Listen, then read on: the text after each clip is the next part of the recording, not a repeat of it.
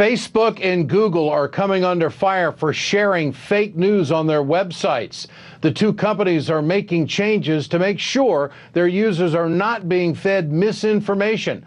RT correspondent Ashley Banks shows us what's being done. Both Google and Facebook are responding to accusations that fake news stories that were circulating around their websites influenced the 2016 presidential campaigns. Now, the company said they would not tolerate misinformation, shifting blame to fake news sites. Facebook's chief executive, Mark Zuckerberg, has repeatedly pushed aside criticism his company had an effect on how people voted. In a post on his Facebook page, he said 99% of what people see on the site is authentic and only a tiny amount is fake news and hoax. He went on to say overall, this makes it extremely unlikely hoaxes change the outcome of this election in one direction or the other. Meanwhile, Google said it would ban websites that peddle fake news from using its online advertising service. Google is putting a new policy into place which will extend its ban on misrepresentative content to the websites its advertisements run on. Google spokesperson Andrea Favel said, quote, moving forward, we will restrict ad serving on pages that misrepresent, misstate, or confirm information about the publisher's content, or the primary purpose of the web property.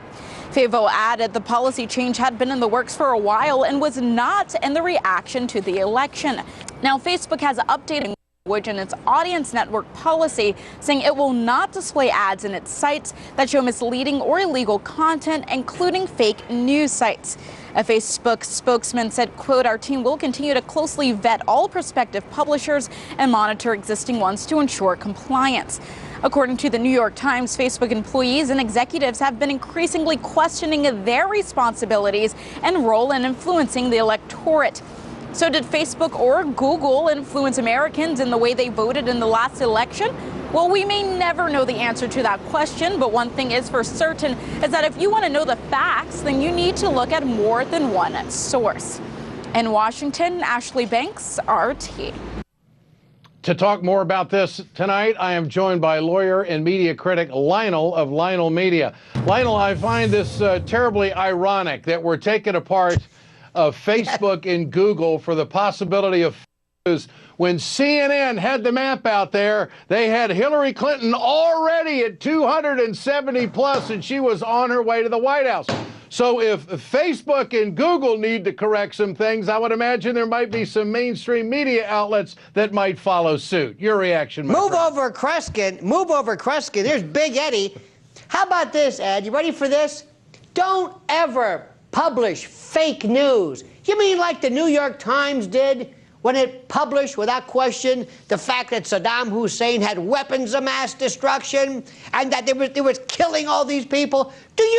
Is there anybody, aside from what you said, which is spot on, I don't want anybody making any a priori determination of what's real, what's fake. What's fake versus biased, versus unwarranted, versus inconvenient, versus exaggerated. What does fake mean? My God, well, there should be a resounding no. Well, in the news business, obviously there are absolutes. I mean, there are facts to a story. There are numbers to a lot of things in the economy. Oftentimes they're not reported correctly. So what fake news, what are we pointing to that Facebook has done wrong, or what Google has done wrong that might lead us down the road of some kind of censorship that would kill actually the social media in this country versus the mainstream? That's the point. That's the point. But you understand what they're doing. They've been getting the word from the mainstream dinosaur sock puppet media to do something. Because where are people going now for the news? Alternative, foreign media, and the like. You know, when you talk about the idea of what Facebook and Google are, these are not censors. Think of them as a big newsstand with lots of newspapers and magazines. Read at your own risk. I don't want anybody applying, especially an algorithm. Look at that. See that smile? See that smile? That's evil. There's something very strange here when this guy can look with a straight face and a T-shirt, and somehow he seems anodyne and innocent. And he says, well, we're going to make sure that none of this stuff is fake, and we're going to exercise what? Dominion and control over stories that we find violate an algorithm that apparently you want and you're begging us for. See, that's the genius of Facebook. They make you ask for them to censor it. Well, I say, no, I'll decide. Just let everybody see it. The simple answer to all of this for the news business is that everyone and everything has to be cross-referenced, that there has to be a verification of facts and figures and story issues and issues to stories. They have to be verified.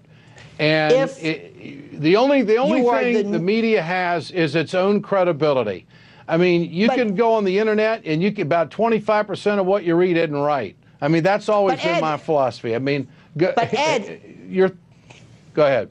No, Ed, but if you're a news organization, that's one thing. If you provide this huge platform for news organizations of all stripes to enter, I don't see where it's Google and Facebook's job to be the gatekeeper to determine. No, we'll figure it out. Let everybody come out, whether it's The Onion, whether it's Reuters, whether it's whatever. How many times have you seen sites that turn out to be satire or that have information that's wrong? Well, the danger is that people consume this stuff and opinions can be formed on falsehood. That's the danger in all of this. Lionel, got to run. Good to have you with us tonight. Thanks so much. Yes, sir. Appreciate your time. Still ahead, anything